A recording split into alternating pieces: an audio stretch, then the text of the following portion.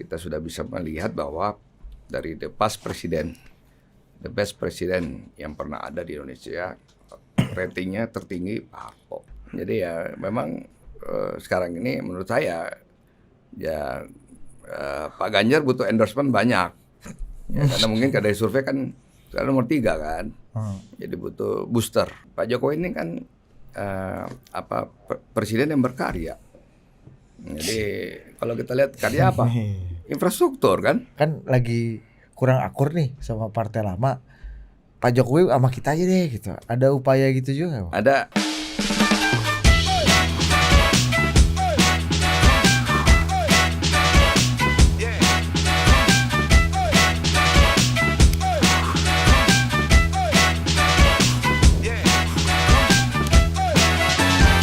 Oke, welcome to Total Politik dan kita sudah bersama The Legend. The Legend, The Myth dan orang ada indera penciumannya dianggap selalu paten. Iya. Dalam memilih posisi. Iya, tapi kali ini dia di tengah. agak konsisten nih. Iya sih, benar juga. Iya, konsisten nih bos. Padahal dalam bisnis itu kan konsistensi dan loyalty kadang-kadang menghilangkan opportunity. Itu teorinya tuh. Iya. Tapi abang ini konsisten nih, Bang Erwin Aksa. Gimana Bang? Baik. Gimana itu abang perkembangan pertarungan gimana nih melihat situasi sih? Sebelum itu Ri, yang membuat Bang Erwin itu agak fenomenal, sebulan 2 bulan terakhir lah. Tiba-tiba ada wajah Pak Harto AI di Instagramnya Bang Erwin ini. Itu gimana tuh Bang cerita dan kenapa Pak Harto dimunculkan lagi Bang di saat sekarang kan kampanye Bu Mega aja pidatonya awas ada orde baru lagi bangkit, kurang lebih begitulah cuacanya. Kenapa Jadi, Pak Harto yang dipilih Bang? Itu generative AI yang saya ingin perkenalkan dalam politik ya. Dan di AI sekarang ini kan sudah maju perkembangan ya, namanya dunia AI itu sudah maju.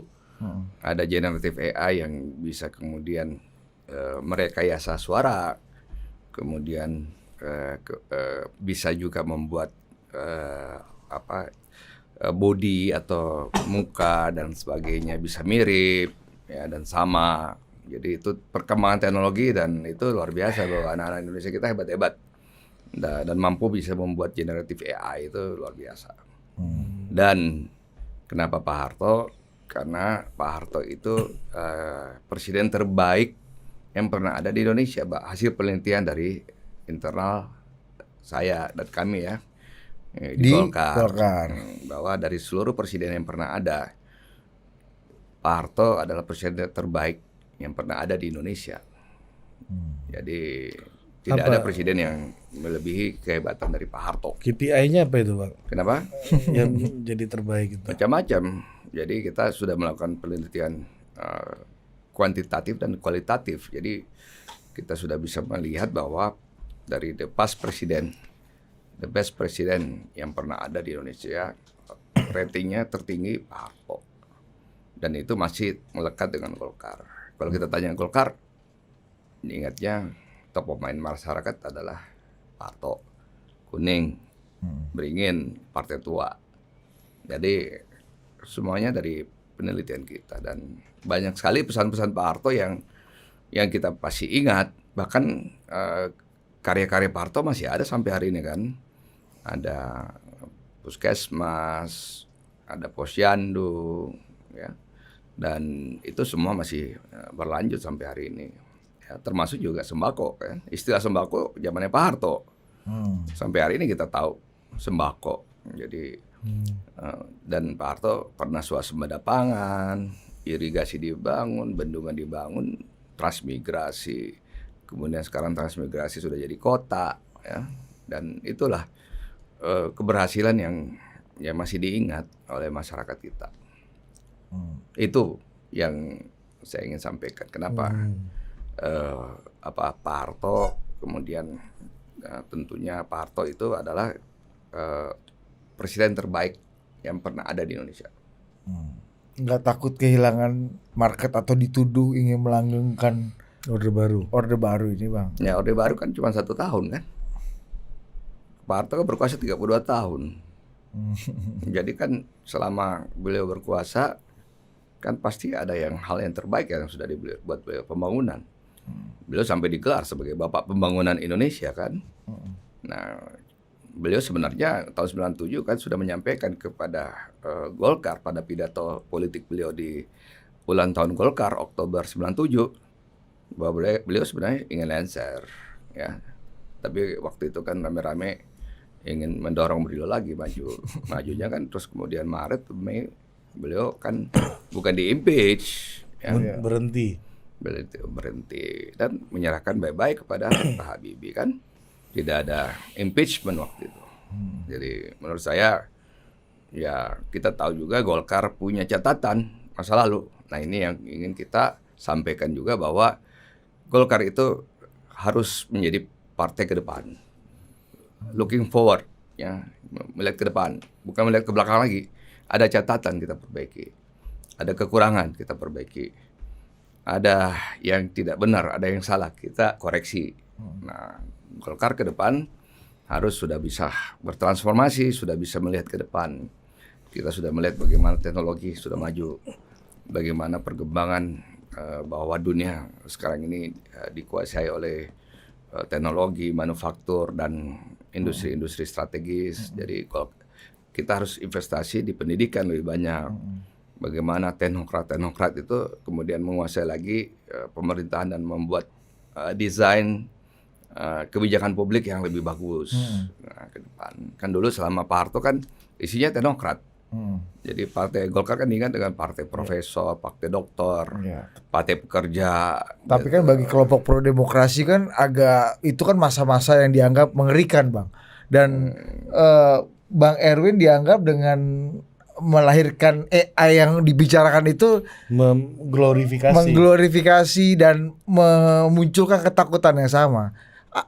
Abang melihatnya apakah memang sebenarnya pengen melihat apa yang terjadi misalnya di Filipina, Bang, ketika Presiden Marcos Junior itu bisa menang dan dianggap ya Presiden Marcos Senior tuh ya itu bagian dari sejarah dan pembangunan Filipina juga gitu.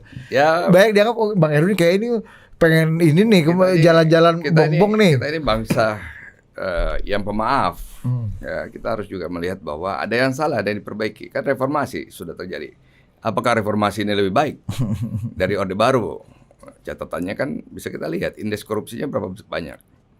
Ya, kemudian apakah pelanggaran HAM tidak ada selama reformasi ini kan? Hak tanah rakyat diambil, dirampas, ya kan? Banyak mutilasi. Ya, kemudian macam-macam. Jadi reformasi ini juga kita harus, menurut saya kita harus close chapter juga. Kita harus ganti eranya era ke depan, ya, eranya era Indonesia ke depan. Gitu. Jadi bukan lagi reformasi, karena kan tiap hari kita reformasi juga. Yang namanya reformasi itu kejadian biasa gitu.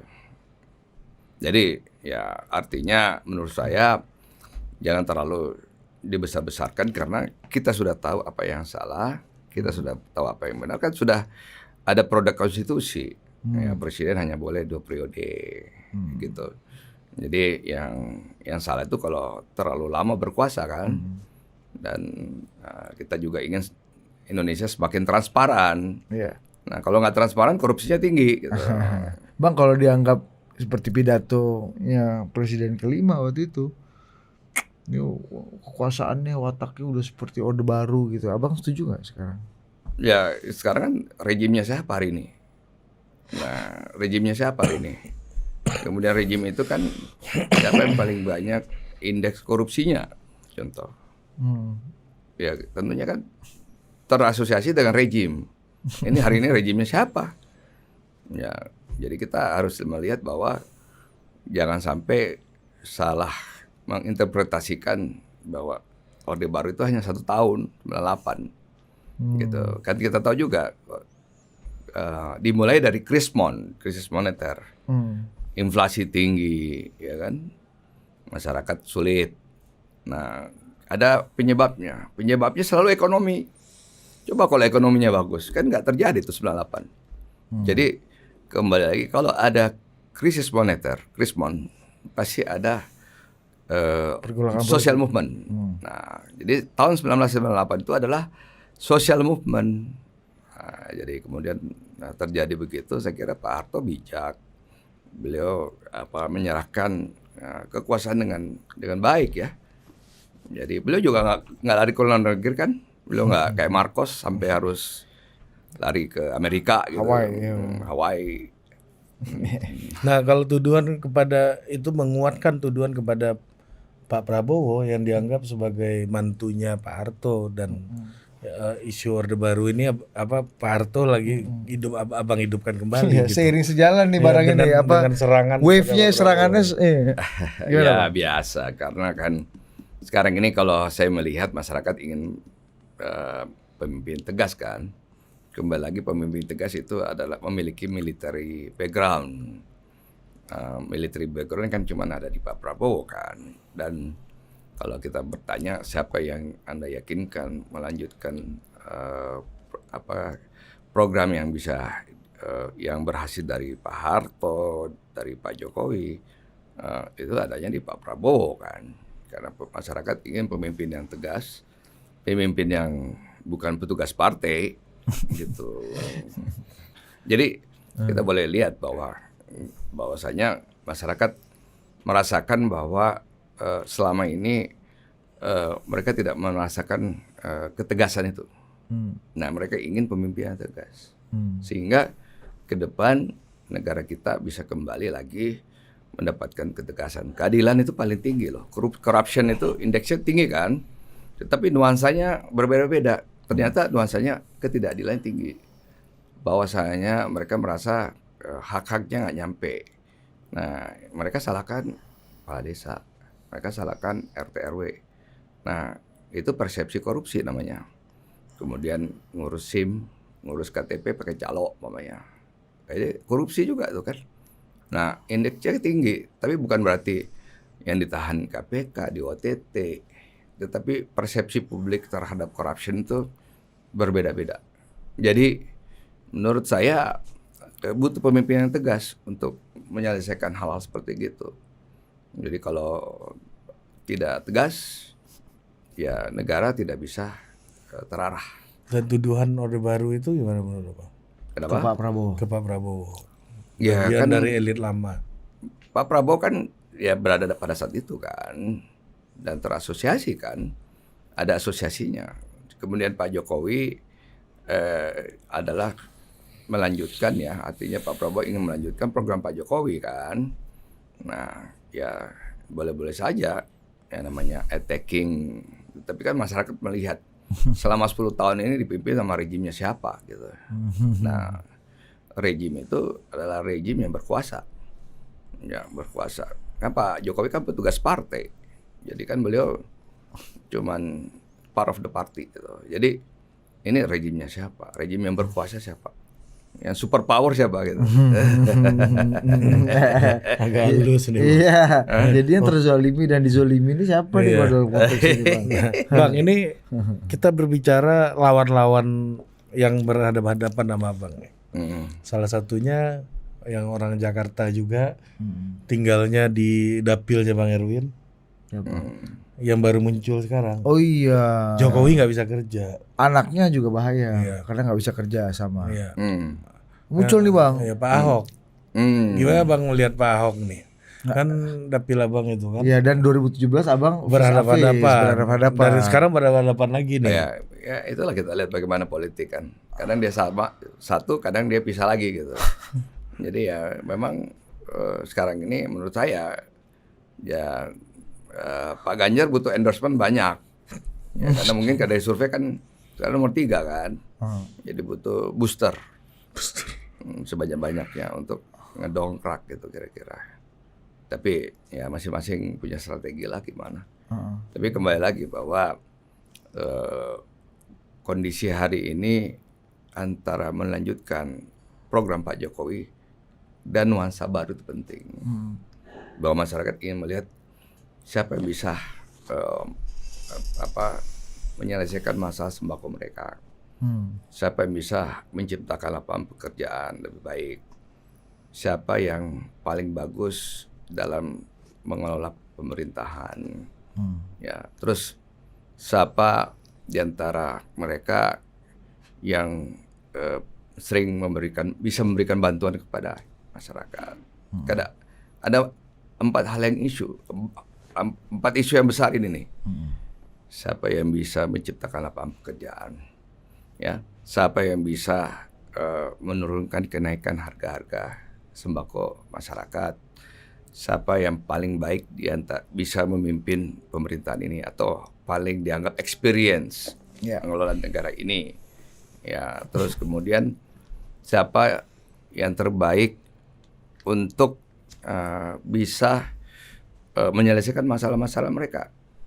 Nah, kalau pendapat pribadi saya, yang terbaik diberikan kepada Pak Prabowo, peluang yang terbaiknya, karena beliau pemimpinnya tegas, asertif, gitu. Nah, jadi ketegasan itu terasosiasi lagi dengan military background. Pak Ahok nggak militer tapi kayaknya tegas tuh bang. Tegas, kenceng bukan hanya tegas. Iya tegas. Suaranya keras. Iya. Suaranya keras. Emang nggak tegas? Kencang suaranya. Ya, namanya orang suaranya keras, suaranya kencang, tegas kan? Terasosiasi tuh. Mau nggak mau bos kalau kata Bang Erwin. Tapi kan menarik ya melihat sosok Kontennya. Pak Ahok gitu ya. Sekarang mendukung Pak Ganjar gitu ya dan kenceng ke Pak Jokowi. Dulu Pak awalnya separtai sama Bang Erwin. Di Golkar ya? Golkar. Sebelumnya lagi PIB. Biasalah suka pindah-pindah kan. Ya PIB pindah Gerindra. Golkar ya kan. Gerindra. Habis itu Gerindra jadi wakilnya Pak Jokowi. Karena PDI. Jadi ininya Pak Prabowo juga sekarang PDI dan bilang bahwa Jokowi yang Berkontribusi lah. masukin ke penjara bang. Ini kan Jadi karena dia cerita, kan Pak Jokowi yang bikin lu jadi komut gitu, jadi komisaris. Oh dia juga yang bikin gua masuk Jadi gitu. napi, Jadi ya. napi. Ya. Menurut abang gimana? Kan namanya Sebagai ada orang yang mengerti betul konteks hukum. pada waktu itu. Iya. Ada hukum. Kan presiden hal yang terbaik dari Pak Jokowi tidak pernah mengintervensi hukum dan tidak ada catatan tentang corruption-nya. Itu ya. Orangnya kira-kira, ya kan, elit ya, yang kira-kira bahwa beliau intervensi sana, intervensi sini, elit. Tapi publik melihat Pak Jokowi itu sering turun ke lapangan, belusukan ya.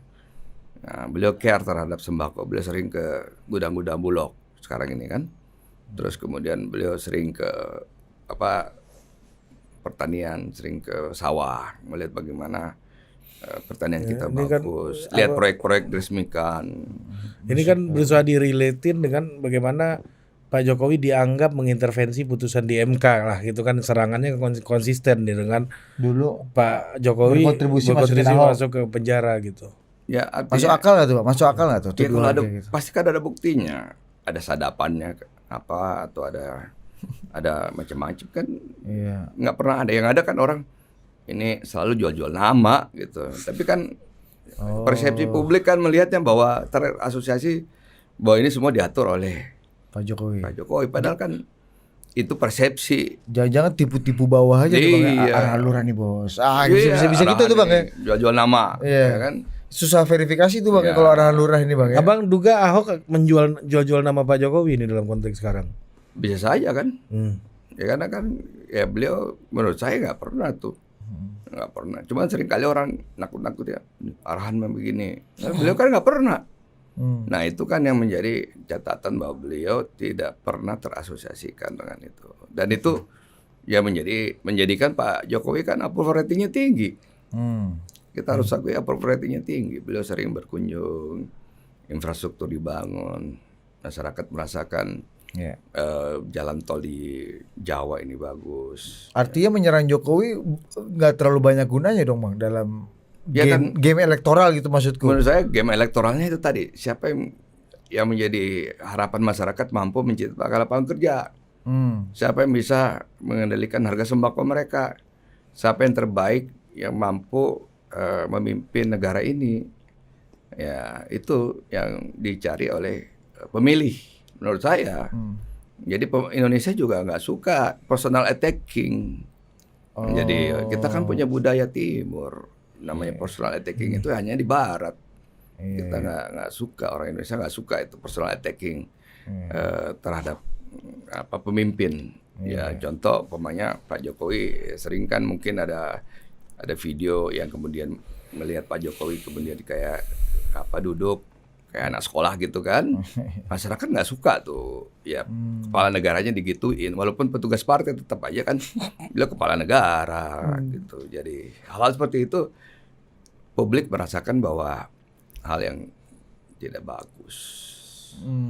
Oh jadi sekarang menurut Bang Erwin game elektoralnya semakin terasosiasi dengan Pak Jokowi itu lebih bagus sebenarnya secara kebermanfaatan gitu Bang. Pak Jokowi itu kan punya yang namanya endorsement. Nah, jadi Pak Jokowi punya endorsement power. Jadi kalau seperti istilahnya KOL ya, atau bintang iklan lah kira-kira gitu. Jadi Pak Jokowi punya endorsement, bisa mengendorse seseorang tanpa harus beliau kampanye kan kita udah tahu beliau endorse siapa. Ya, cuma orang aja ribut bahwa nggak etis, tapi kan emang beliau kampanye, beliau nggak pernah menyampaikan secara eksplisit kok, ya kan, cuman orang tahu bahwa beliau mengendorse. Jadi endorsementnya itu yang tinggi sekali. Ya kalau Mas Gibran di situ mah lebih dari eksplisit itu Pak. Ya, makanya kan, artinya kan. Makanya udah tahu kata Bang Erwin. Awalnya yang diserang Gibran, Iya. Mas Gibran yang diserang kan, MK-nya, tapi kan udah hilang. Kemudian balik lagi, attacking-nya ke Pak Prabowo tentang beliau nggak gemoy gitu. Sekarang balik lagi. Jadi ya saya kira masing-masing paslon punya strategi masing-masing. Cuma kan kok diserang nggak turun-turun itu elektoralnya gitu. Iya bener juga ya. Pusing juga Bang ya. Iya. Yang kalau kata Bang Erwin ini ya Pak Jokowi udah jelas lah ya kan, kalau kata lu lebih dari eksplisit kan. Tapi yang justru malah jauh dari eksplisit dan masih abu-abu sekarang, makin lama makin abu-abu adalah Pak Jokowi ini sebenarnya partainya apa sih? Nah itu. Dan ada Kita iklan Golkar kita lihat kemarin. Iya. Keberhasilan ekonomi Jokowi adalah keberhasilan Golkar. Iya. Nah, Pak Erlangga sama Pak Jokowi. Sementara kita ngobrol sama Opung Panda, teman-teman PDI, udah kita wakafkan lah Pak Jokowi, terserah lah gitu. Kan Bungkus gitu. Endorsement-nya Pak Jokowi tinggi. Jadi kan juga Pak Jokowi nggak mengatakan pilih Golkar, enggak kan? Tetap ke endorsement-nya yang masyarakat melihat bahwa Pak Jokowi ada di mana, nyamannya di mana. Pak Jokowi ini kan presiden yang berkarya. Jadi kalau kita lihat karya apa? Infrastruktur kan. Semua infrastruktur yang dibangun selama 10 tahun ini kan dipercepat oleh Pak Jokowi. Jadi keberhasilan itu menjadi Nah, ini menarik nih. catatan penting yang kita harus tahu bahwa itulah signature-nya Pak Jokowi. Pak Jokowi berkarya Bos. Nah, makanya ini kaitannya Itu karya. Pak Jokowi berkarya ini Bang. Nah, ini pertanyaan nih buat Abang nih. Emang Abang melihat Pak Jokowi ini kulturnya lebih Golkar daripada PDI mungkin? Pak Jokowi kan kelompok berkarya. Kalau tidak berkarya kan tidak membangun. Kan tagline-nya kerja Nah, kan. iya, kerja kan. Ya, partai kerja kan Golkar. Jadi orang yang berkarya itulah yang kita ingin sampaikan, bahwa selama kalian berkarya, selama kalian berusaha, selama kalian menghasilkan sesuatu, ya kalian adalah kelompok berkarya. Nah, kalau Pak Jokowi datang ke acara-acara Golkar tuh gimana biasanya Bang? Iya, seberapa cocok dan jokes-jokesnya kayaknya cocok ya. nyambung gak sih Bang Pak Jokowi sama Golkar tuh? Ya pasti kan bagi Partai Golkar kita kan menghargai kepala negara, Itu kepala pasti. pemerintah. Pasti kalau itu Ya Bang. kan? Iya. Jadi bagaimanapun Di oposisi pun dihargai Pak kepala negara. yang terbaik Bang. kita berikan kepada kepala negara dan kepala pemerintah. Jadi ya saya yakin beliau nyaman karena itu tadi berada dalam satu kelompok yang kelompok berkarya, di mana kita berpikirnya bagaimana pembangunan, bagaimana kesejahteraan masyarakat dipikirkan, ada masalah sembako lagi naik, bagaimana lapangan pekerjaan lagi sulit sekarang ini. Ya, jadi ya pemikiran kita kan itu. Nah, Tapi kan gini Bang, Pak Jokowi ini kan kultur marhen Bang, yang bertahun-tahun orang PDI ya, belum tentu kultur marhen, tapi orang PDI yang bertahun-tahun itu berhadapan-hadapan sama Golkar terus gitu loh. Meskipun Pak Jokowi itu kayak Bang Erwin, HIPMI dulu kan. Iya kan, Iya, Pak Jokowi Bang. pengusaha dulu Pengusaha. kan. Kanda. Handa Dinda ini Iya. kan dulu. Nggak Main tahu. nggak Kanda? Pak Jokowi mungkin dulu KTA Golkar juga zaman dulu kan, kita nggak tahu. Ini Bisa, baru bener mungkin juga. baru Bisa lagi saja. hipotesis ini nih. Iya. Bisa saja, Kenapa karena Bang ada hipotesis kayak gitu? Beliau masuk PDP waktu mau jadi wali kota aja kan. Apakah kader yang berkarir dari bawah kan nggak juga mungkin kan.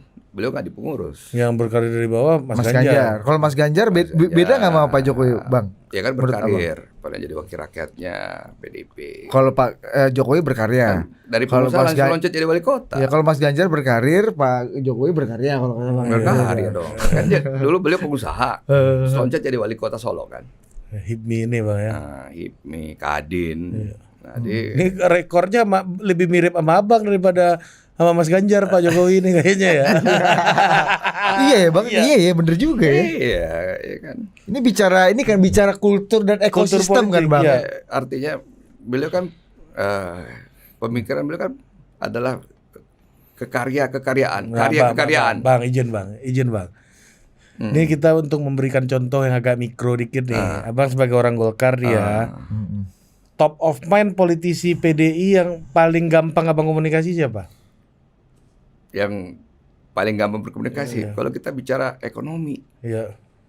saya mau tanya, ada nggak politisi PDP yang mengerti ekonomi? Ya Pak Jokowi ya. Apakah Jokowi doang kan? Ini beneran kan Bang? Iya. Abang? Iya kan? Iya bener juga Pak. Iya. Lu nanya ke gue juga. Iya, siapa ya? Ya Weekend paling. Pak Kwik udah enggak ya. jadi kepala sekolah Iya Pak Kwik. udah beda ya. Siapa ya? Jadi kita harus bicara. Industri Arif Budimanta. Arif Budimanta. Ya, nggak tahu Bang Arif kan gagal. Jadi kita harus bicara bahwa Ekonomi pelaku real ya Bang, ekonomi real ya Bang. Yang Bisnis berkarya, ya. entrepreneur, orang-orang yang tentunya punya keterampilan, Pak Gubernur. bagian daripada kelompok berkarya. Effendi Simbolon ya. Oh iya Fedi Simbolon mungkin ya yang paling ini ya. Nggak tahu, Bang lawyer Fedi. kali dia. Bang Fedi kan pengusaha juga kan? Nah, pengusaha ya. Tapi kan sekarang udah nggak maju lagi dari PDIP kan. Iya. Oh iya dapil abang ya. Dapil abang dia kan harusnya kan Bang ya. Kata Bang Erwin, mantap hilang satu saingan.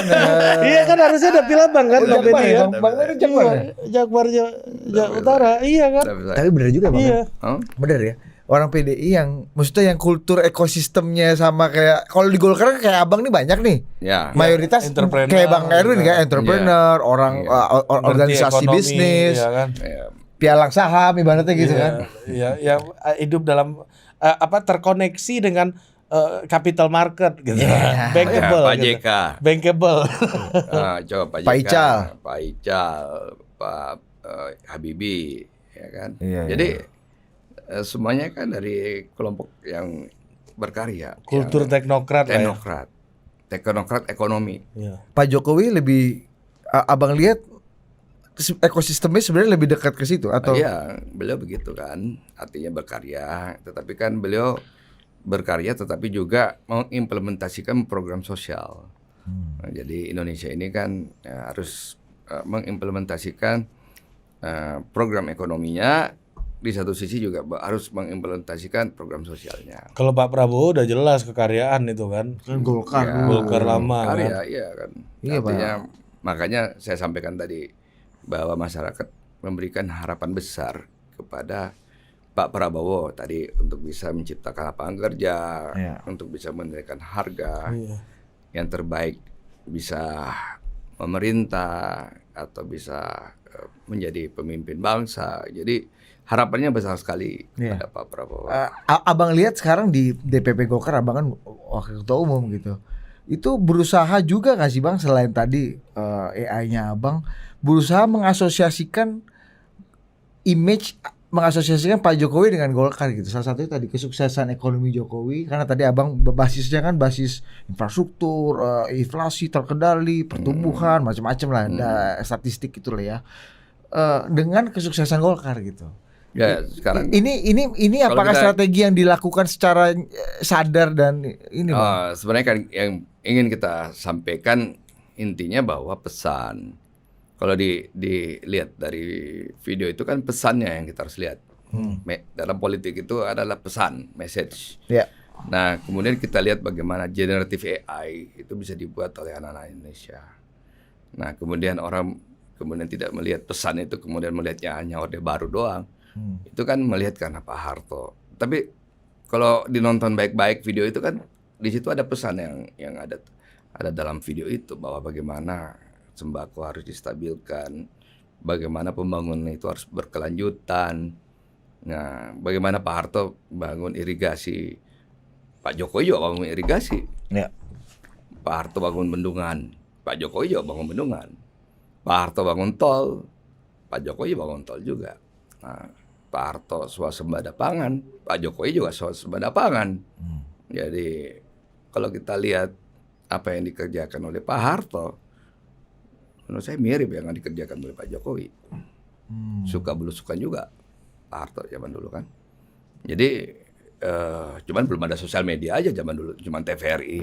Iya. Jadi sumber informasi itu hanya dari TVRI dan koran Kompas. Iya, itu pun kolom pencapir kan yang kita lihat. Kolom kan ya. pencapir. Iya, bener. Terlalu serius ya kan. Gitu. MC dan moderator Harmoko. Zaman dulu. Tapi kan dulu harga-harga diumumin di radio loh. Iya. Ya kan dulu harga-harga terkendali karena diumumin di radio, transparan kan. Harga cabai ini di pasar ini sekian. Iya. Nah sekarang mencoba gitu nggak Pak? Maksudku gini, mendekatkan lagi secara sadar, udah Pak Jokowi kita ambil deh, kan lagi kurang akur nih sama partai lama. Pak Jokowi sama kita aja deh gitu. Ada upaya gitu juga nggak Pak? Ada, ya kan Pak Jokowi kan pasti juga zamannya di mana, dan beliau kan orang yang punya nilai-nilai kekaryaan. Jadi bukan masalah kita mengajak orang yang ingin berkarya sebanyak mungkin. Contoh Ridwan Kamil kan masuk Golkar karena ingin berkarya. Jadi saya kira banyak yang kembali ke Golkar hari ini karena merasa bahwa Golkar ini adalah partai yang berkarya. Rumah mereka dulu banyak keluar dari Golkar kan, di reformasi 98. Kemudian bikin partai. Nah, sekarang kan balik lagi ke rumahnya, rumah induknya gitu. Nah, Bang, ini ada yang terbaru nih, Bang. Mas Anies bilang, masa pemerintah punya saham bir gitu. Ini soal PT DLTA di DKI ini loh, Bang. Delta. Ya, ini perusahaan bir mau dijual nilainya 1 triliun. Mending kita bangun sekolah dan lain-lain. Tapi ketika jual itu saham itu ditolak terus sama DPRD di DKI, Bang. Ya pasti kan harus ada suatu komunikasi antara pengawas dan pemerintah. Yang namanya DPRD itu kan pengawas, dan juga kemudian pemerintahannya waktu itu Mas Anies sebagai gubernur. Ya kalau ingin dijual kan harus bagaimana meyakinkan pengawas bahwa ini lebih baik dijual karena tadi nilainya tinggi kan. Nah tapi kan mungkin ada pertimbangan lain kali. Kalau ditanya mungkin auditor, mungkin harganya di bawah pasar, rugi dan sebagainya. Ya kita nggak tahu alasannya kan. Iya. Tapi bisa ada praktek-praktek kayak begitu ya. Orang kan juga jual saham kan harus ada alasan, ntar kena ini lagi pemeriksaan kejaksaan. Oh gitu ya, Iya Bang? kan kalau dianggap kerugian negara gimana coba? Gimana, salah Bang? mengambil kebijakan korporasi itu bisa dianggap Kerugian negara dong. Gimana kayak Bang Senturi itu? Gimana bisa kerugian tuh gimana? Ya, Hitungannya, patokannya Ya apa? pasti ada BPKP yang menghitung, Appraisal menghitung. Jadi ya kalau dianggap merugikan negara kan berbahaya, ntar bisa kena pemeriksaan. Berarti belum tentu yang ingin menjual itu pasti benar dan yang menolak itu pasti salah, belum tentu kayak belum gitu. dong. Karena kan banyak yang khawatir kalau melepaskan aset negara dianggap kerugian negara nanti. Nanti kalau kerugian negara terjadi kena periksa lagi semua. Nah, kalau atas dasar tadi moralitas publik, karena ini bir nih, alkohol bisa menyengsarakan rakyat. Alkohol. Nah, gitu. Alasan-alasan yang lebih moralistik gitu lah Bang. Mungkin dibanding masalah uang gitu. Abang ngeliatnya gimana soal? Menurut saya begini, pemilu kali ini, pemilih Indonesia itu pemilih moderat, pemilih tengah. Jadi kanan, kiri, tapi nggak kiri banget, nggak kanan banget. Jadi kita harus melihat bahwa narasi pesan itu harus narasi moderat. Karena disitulah pemilih terbesarnya Indonesia. Iya. Jadi kalau kita lihat segmennya kiri, kita udah lihat berapa persen yang kiri. Yang kanan banget kita udah lihat berapa yang segmennya. Tapi yang di tengah itu gede. Pemilih moderatnya Indonesia itu tinggi. Jadi dulu Golkar kan 70-an% dulu sebelum reformasi. Tapi kalau digabung semua partai yang dulu lahir dari Golkar, kurang lebih 50-an% kan. Jadi masih cukup dominan. Jadi kembali lagi bahwa pemilih Indonesia itu adalah pemilih moderat.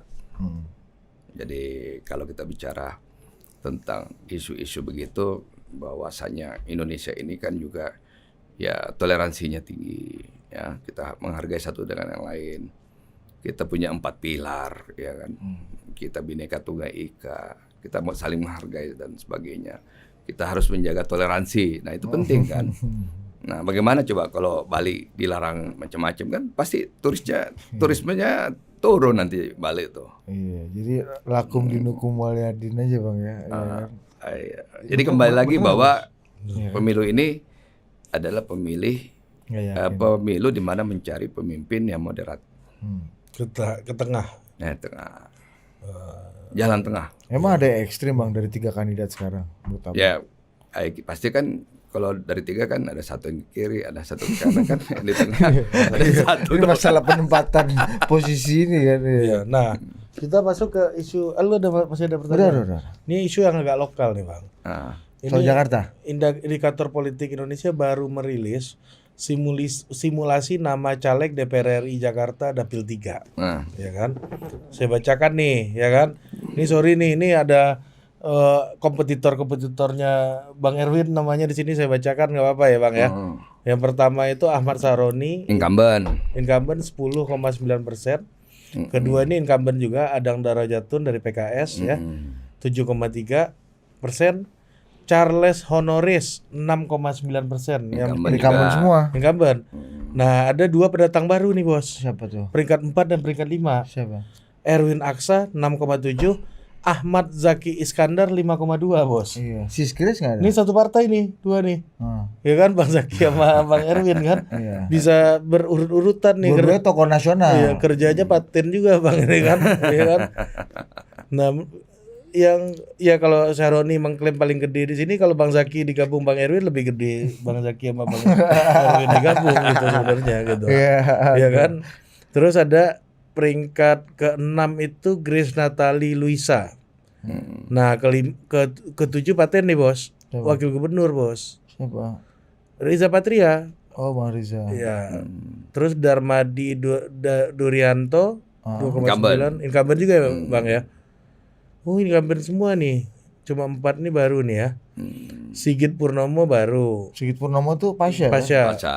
Ahmad Fauzan 2,2, Sigit Purnomo 1,7. Oke. Nah, gimana Bang merespon hasil survei ini ya? Memperlihatkan ada 2 pertanyaan sebenarnya Bang. Pertanyaan pertamanya adalah kompetisi eksternal ya, kalau hitungannya berdasarkan suara personal kayaknya nama Abang masuk lah gitu kan. Ada berapa kursi sih Bang Jakbar tuh? 7 ya? 8. Oh, paten ini 8 masuk nomor kan. 4 mah ya. Udah peringkat 4 nih kalau di surveinya indikator kan. Nah, jadi pertanyaan pertamanya adalah apakah Golkar sebagai partai itu udah targetnya dapat kursi atau memang udah masuk ke kemarin itu Partai Golkar gak ada kursi di sana. 2019 kita kehilangan kursi. Terakhir itu Tantowi Yahya. Oh, Bang Tanto situ ya. 2014. Terus 2019 pemilihan lalu Golkar kehilangan kursi di dapil itu. PDIP 3, yang lain kebagian 1. Jadi artinya bagaimana Golkar punya mengembalikan kursi-kursi dari setiap dapil itu kembali gitu. Ini memang targetnya Buyback. ambil alih kursi 1 berarti ya. Ya, yang kedua kan kita harus mengembalikan lagi bahwa Golkar dekat dengan rakyat. Golkar itu sebenarnya punya kekuatan di akar rumput.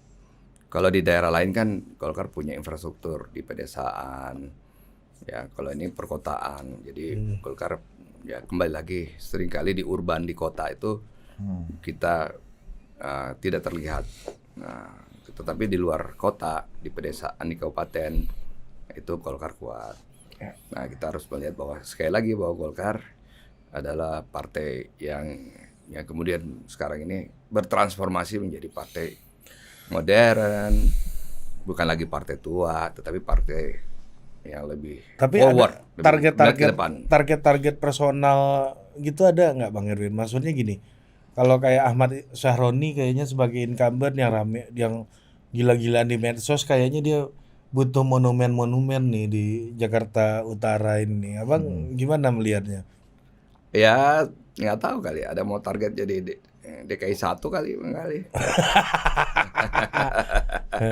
Kalau abang sih tongkrongan kayaknya cocok Cocok juga. juga Bang kan perwakilan Ya masyarakat. biasa kan. Bugis ini kan. Cuma kan Iya. lagi-lagi hari-hari terakhir ini adalah bagaimana memastikan suara kita di TPS kan, mobilisasi pemilih ke TPS, meyakinkan pemilih tidak salah nyoblos di TPS. Oh ini relawan yang gerak semua. Iya, artinya kalau survei itu kan capture aja.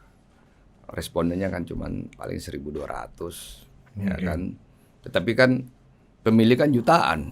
Ya, tapi Nah, kan bagaimana memastikan. deliver vote itu di Ya. TPS. Nah, yang kedua, Bang. Ya. Yang lebih mengerikan tuh kan sebenarnya kompetisi di internal. Hmm. Ini ada 2 singa nih di dapil Abang sama Bang Zaki nih. Mudah-mudahan bisa dapat 2 kursi Golkar kan. Kalau 2 singa. Iya, kan nggak apa-apa kalau kita namanya bekerja rame-rame, performa partainya juga bagus, potensi Golkar bisa dapat 2 kursi. Iya. Ini 2 Yang pendatang tadinya nggak baru. ada bisa Bos. dapat 2 kursi. Ya. 2 pendatang baru, Bos. Dua-duanya masuk top 5, Bos.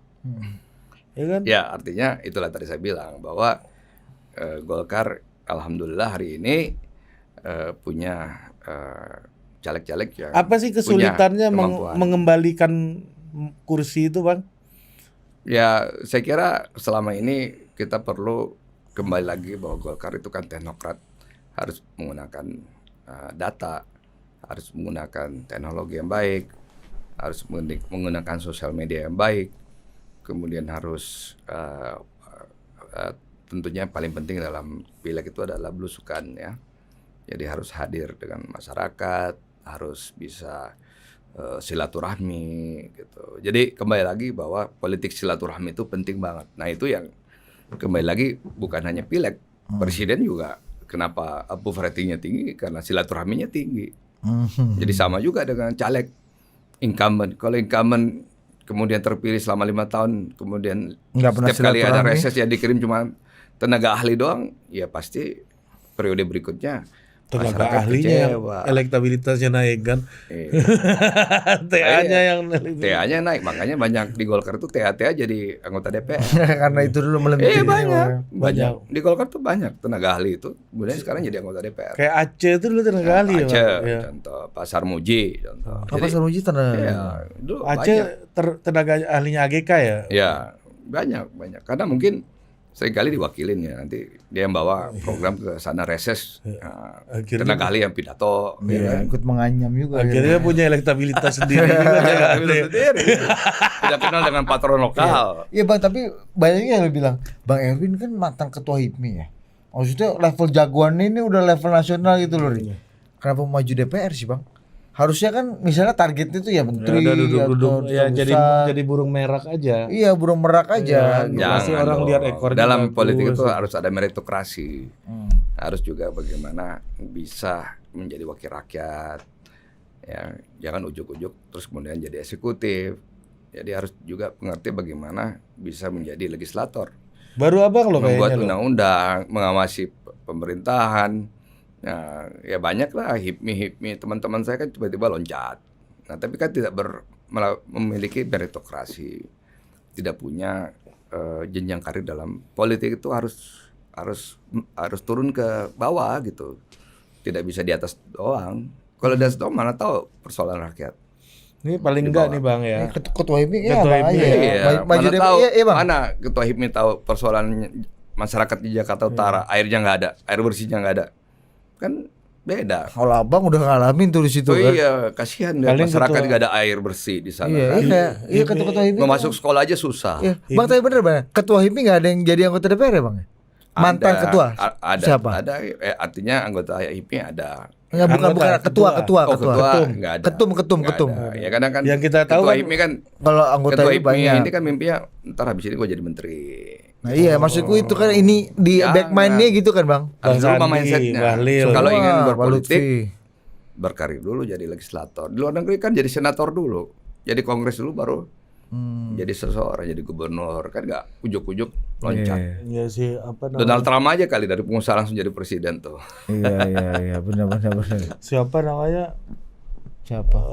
Paling yang HIPMI daerah yang jadi anggota dewan. Banyak, Paling kalau HIPMI ketua daerah. HIPMI daerah. Ah, banyak. Iya kayak Banyak. Dede gitu kan, Dede Ketua. Indra tuh. Ketua Dede- Golkar banyak. daerah, kemudian jadi bupati ada Ketum banyak. Bang. Ketum ini kayaknya Abang aja ya. Maksudnya yang mau ini kan berpeluh-peluh nih Bang. Jadi anggota DPR kerja. ini kan ya. Iya Bang, ibaratnya ini kerja-kerja Iya. nggak bersih lah kalau. Dinda Abang aja belum tentu mau nih berpeluh-peluh kayak Abang nih Bang. Iya. Kalau saya udah biasa dong, karena ya saya dulu ngurus sepak bola kan, saya berkomunikasi sama supporter, pergi makan ikan bakar di bawah gitu. Jadi ya kita harus tahu bagaimana persoalan masyarakat. Kalau kita mau tahu ya kita kunjungin, kita dengar aspirasinya kan. Oh ini kebiasaan lama nih berarti ini. Kebiasaan lama saya Tapi- kan gitu. Tapi Abang nggak merasa menurunkan marwah ketua HIPMI? Ketum ini? HIPMI loh Bang. Ya kenapa kan ketua HIPMI itu jabatan doang kan. Iya. Habis ketua HIPMI ya kita jadi orang biasa lagi. Ya kita harus kembali kepada rakyat lagi gitu. Iya sih. Makanya kekuasaan itu sementara, nggak abadi kan. Ini pesan buat ketua-ketua HIPMI ini Iya, Bang, silakan lu jangan Bang. malu. Ya, Ya, kasih pesan Bang buat Dinda. Dinda Abang ini yang gua kan ketua HIPMI, masa gua cuma DPR atau Ya, masa, DPRD atau bisa di level lokal, masa gua DPRD aja. Iya, gua Ayo. harusnya jadi wabub minimal lah gitu Kan kan. kelas tuh Bang, ya kan udah gini kan. Wah, minimal gua jadi wakil bupati lah Iya, gitu kan. Coba Bang Dinda nih Bang. Makanya Kasih ingat. itu yang selalu saya tanamkan waktu saya jadi ketua HIPMI. Harus ada meritokrasi, harus menjadi teknokrat juga. Jadi seangkatan saya nih, ya alhamdulillah ada yang menjadi anggota dewan banyak. Ada sekarang Silmi Karim tuh Dirjen Ya. Imigrasi itu seangkatan saya tuh. Jadi mereka berkarir dari bawah. Jadi itu yang kita tanamkan di HIPMI bahwa harus ada meritokrasi berjenjang. Dan bertarung di legislatif ini bagian dari proses meritokratik gitu. Meritokrasi. Iya, untuk memahami dunia politik. Kalau jadi menteri ya syukur. Misalnya alhamdulillah misalnya kan. Kalau langsung jadi menteri. Iya, tapi kalau enggak ya proses penting juga. Harus loh, Itu harus Bang. Karena ya standarnya udah ya. ya, gitu. kalau kata abang-abang saya dulu gitu Bang, abang mau jadi menteri Bang? Enggak Dinda, yang penting perilaku mengarah dulu. Tapi mudah-mudahan pemilu ini legislator atau anggota DPR nasional maupun daerah mudah-mudahan semakin membaik ya. Ya. Dan dengan semakin majunya teknologi, sekarang banyak anak-anak muda yang maju, yang artinya menjadi anggota caleg ya. Jadi bukan turun, malah kebanggaan sekarang bisa maju gitu, fight. Malah ada di Golkar lawyer gede, multinasional ya, artinya dia sudah selesailah hidupnya. Saya tanya kenapa mau Nyalek. Saya bilang saya mau kembali ke kampung saya ingin berbuat ke kampung saya. Saya sudah cukup, saya sudah punya ekonomi saya sudah cukup. Saya ingin berbuat buat kampung saya. Jadi banyak artinya yang kita nggak bayangkan dulu, yang tadi suka artinya mereka adalah superstar, rockstar Iya, gitu kan. burung merak Bang. Nah, burung merak. Terus kemudian mau turun, saya tanya, ya karena ingin berbuat. Nah, itulah golongan karya. Kita ingin berbuat, kita harus selesai dulu urusan ekonomi kita, urusan pribadi kita harus selesai dulu. Makanya kalau nggak selesai urusan pribadi, ya jangan coba-coba jalek. Kemarin Pak Bahlil sini bang, cerita Pak Bahlil, abang benar mau ngambil oli Golkar. Oh kemarin itu benar. Kalau sekarang mau ambil lagi gimana? Wah, kalau sekarang udah nggak perlu, surveinya udah naik. Begitu jadi Pak. Gimana bang melihat Dinda bang? Ya Golkar kan juga punya aturan main. Dinda bang itu kan. Golkar punya meritokrasi juga. Di Golkar juga menghargai meritokrasi. Jadi harus punya kontribusi juga kepada partai. Apa karya tokoh ini terhadap partai. Kalau nggak ada karya yang terhadap partai, bagaimana konstituen menilai kan? Ya memang kalau kemampuan itu harus berbanding lurus dengan kepantasan ini bang ya kan? Harus dianggap publik pantas dulu kan kontribusi. Makanya mengarah dulu Dinda. Ya mengarah kontribusi dulu. Nah, makanya mengarah perilaku mengarah. Bang Iya. terakhir kontak Pak JK kapan bang? Kenapa? Kontak-kontakan sama Pak JK kapan bang? Kapan udah lama udah. Sejak dukung Anies ini gimana? Oh enggak lah, saya kan sibuk di dapil. Nyalek saya bagaimana? Kalau nyalek itu harus fokus. Kalau Mas Anies maju putaran 2 lawan Pak Prabowo masih mungkin dukung Mas Anies ya bang? Kenapa? Kalau Mas Anies maju putaran kedua bersama Pak Prabowo, vis a vis dengan Pak Saya Prabowo. kan di partai sebagai wakil ketua umum, jadi saya kan punya kewajiban untuk memenangkan apa yang diusung oleh partai kan. Jadi partai saya kan, tetapi kembali lagi bahwa kalau terjadi putaran kedua, kan kagak. ya kan, saya pamit, saya mengajukan surat pengunduran diri waktu itu. Oh iya bang mundur ya waktu itu. Saya mundur, jadi saya punya etika lah. Iya saya kalau harus sekarang mundur. kalau udah masuk DPR masa mundur bos. Gila aja ente. Kalau kemarin kan nggak maju pilek. Tapi kan saya tidak menjadi sebagai curkam waktu itu. Saya tidak. Iya, tapi orang tahu abang yang punya pengaruh lah gitu. Nah, itu dia kan masalahnya orang tahu aja bang. Indra benci apa? Tempat mengadu. Tempat bersandar ini. Oke Bang Erwin, makasih Oke, banyak Bang. thank you, Bang. Terima kasih banyak. Coba ada.